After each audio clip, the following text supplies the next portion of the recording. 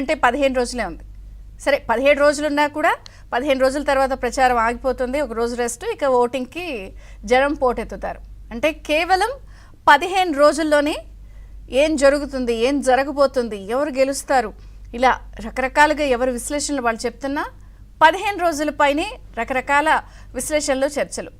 ఇదంతా ఒక ఎత్తు అయితే మీలో చాలామంది అమ్మా నాన్న ఓ తమిళమ్మాయి సినిమా చూస్తుంటారు.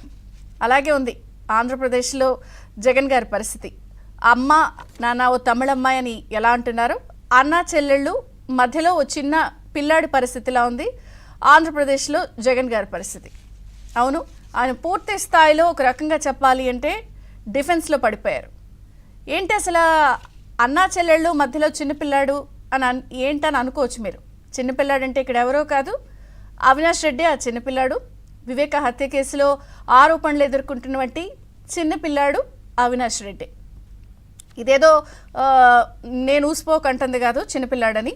స్వయాన నిన్న పులివెందల్లో నామినేషన్ సందర్భంగా ఆపద్ధర్మ ముఖ్యమంత్రి జగన్మోహన్ రెడ్డి గారు స్వయాన అవినాష్ రెడ్డిని చిన్నపిల్లాడు అని పోల్చారు. అవినాష్ చాలా చాలా చిన్నపిల్లాడు, అతను ఏ తప్పు చేయలేదని నమ్మాను కాబట్టి టికెట్ ఇచ్చాను. అసలు ఏం జరిగింది, చిన్నాన్నని వివేకంని ఎవరు చంపారు, ఎవరు చంపించారు మీకు తెలుసు, ప్రజలకు తెలుసు, పైన దేవుడికి తెలుసు అంటూ మళ్ళీ పాడిందే పాత పాట పాడారు.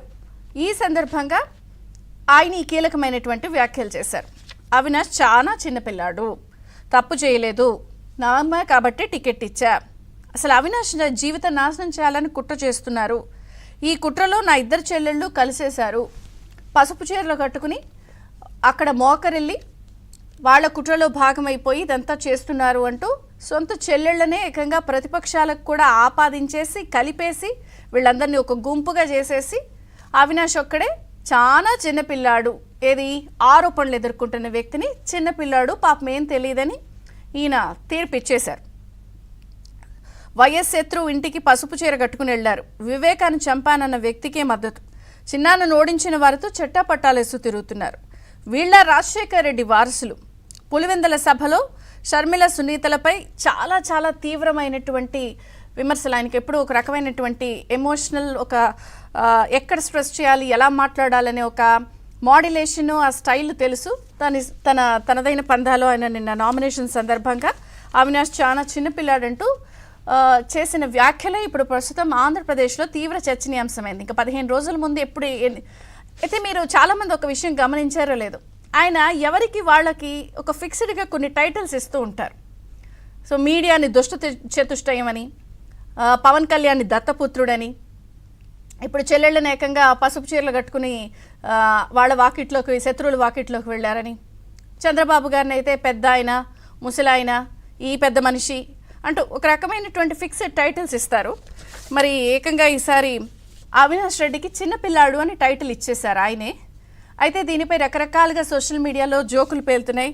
చిన్నపిల్లాడిని స్కూల్కి పంపించండి, ఓట్లు మాకేయండి అంటూ. సరే, ఇవన్నీ పక్కన పెడితే ఏదైతే అవినాష్ తప్పు చేయలేదు అని చెప్పి ఆయన తీర్మానించేశారో, జగన్ కామెంట్స్పై డాక్టర్ సునీత కూడా చాలా సీరియస్గానే స్పందించారు. అసలు జగన్ చిన్నపిల్లాడైతే, అది అవినాష్ రెడ్డి చిన్నపిల్లాడైతే స్కూల్కి పంపు, అసలు వివేకానంద రెడ్డి హత్యపై లైవ్ డిబేట్కి సిద్ధం, నేను నా భర్త ఏదైనా చేశాం తప్పని తెలిస్తే వెంటనే అరెస్ట్ చేయండి, మీ ఛానల్కే వస్తా, మీరు చర్చకు సిద్ధమేనా అంటూ సవాల్ విసిరారు. అన్నిటికీ మించి కోసమేరపు ఏమిటంటే ముఖ్యమంత్రి గారు వేసుకున్నటువంటి ఆ బ్యాండేజ్ని తీసేయమని సలహా ఇచ్చారు డాక్టర్గా.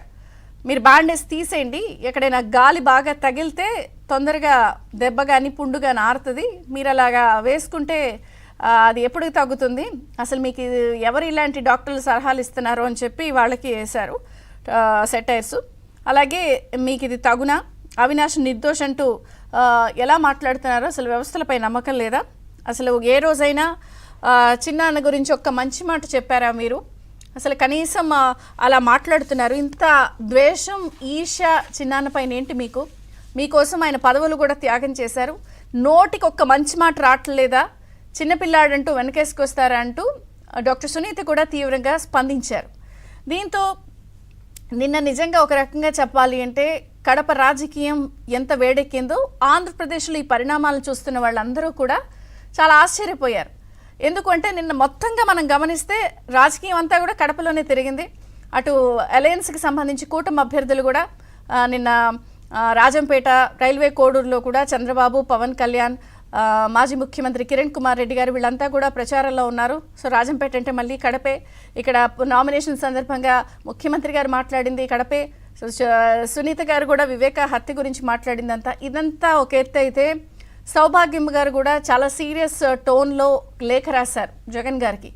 అసలు ఇది నీకు పద్ధతేనా, నీకు తగువేనా, నీ చెల్లెళ్ళ గురించి నీ ఛానల్లో, నీ సోషల్ మీడియాలో ఇష్టం వచ్చినట్టు రాస్తున్నారు, క్యారెక్టర్ హననం చేస్తున్నారు, నీకు ఇది తగునా, అసలు నువ్వు ఎందుకు సమాధానం చెప్పవు, అసలు హత్య విషయంలో ఇంత విషయంలో ఉంటే వాళ్ళని వెనకేసుకొస్తావా, కుటుంబంలో చేసేవాళ్ళు ఇదంతా చేశారు. సరే, ఆరోపణలు ప్రత్యారోపణలు ఇవన్నీ కూడా వాడివేడిగా జరిగిన ఇక్కడ ఒక విషయం స్పష్టంగా మనం జాగ్రత్తగా విశ్లేషిస్తే అర్థమయ్యే విషయం ఏమిటి అంటే, పూర్తి స్థాయిలో 15 రోజుల ముందు ముఖ్యమంత్రి గారు అవినాష్ విషయంలో పూర్తి స్థాయి డిఫెన్స్లో పడ్డారు. ఈ 58 నెలల్లో ఎప్పుడు ఆయన ఆన్సర్ చేసింది లేదు, నోరు తెరిచింది లేదు, సమాధానం చెప్పింది లేదు, వివరణ ఇచ్చింది లేదు. కానీ ఇప్పుడు పూర్తి స్థాయిలో ఆయన వివరణ ఇచ్చే ప్రయత్నం చేస్తున్నారు, డిఫెన్స్లో పడ్డారు, దాన్ని కవర్ చేసే ప్రయత్నం చేస్తున్నారు, సొంత చెల్లెళ్ళని ప్రతిపక్షాల కౌంట్లో వాళ్ళ వాకిట్లో కలిపేస్తున్నారు. ఇదంతా ఎట్లా చూడాలి? ఓటమి భయం వెంటాడుతోందా? డిఫెన్స్లో పడ్డారా? నిజంగానే అన్నా చెల్లెళ్ల మధ్య ఈ చిన్నపిల్లాడు రాజకీయంతో జగన్ పిల్ల రాజకీయాలు చేస్తున్నారన్న సెటైర్లకు ఏం సమాధానం చెప్తారు? మరి సునీత సలహాలు గారు చెప్పినట్టు ఆయన బ్యాండేజ్ తీసేసి స్కూల్కి పంపించి ప్రజలు ఓట్లు అటు వేస్తారా అని చర్చిద్దాం. చిన్న విరామం తర్వాత ఎన్ని అంశాలపై చర్చ ప్రారంభమవుతుంది. చూస్తూనే ABN.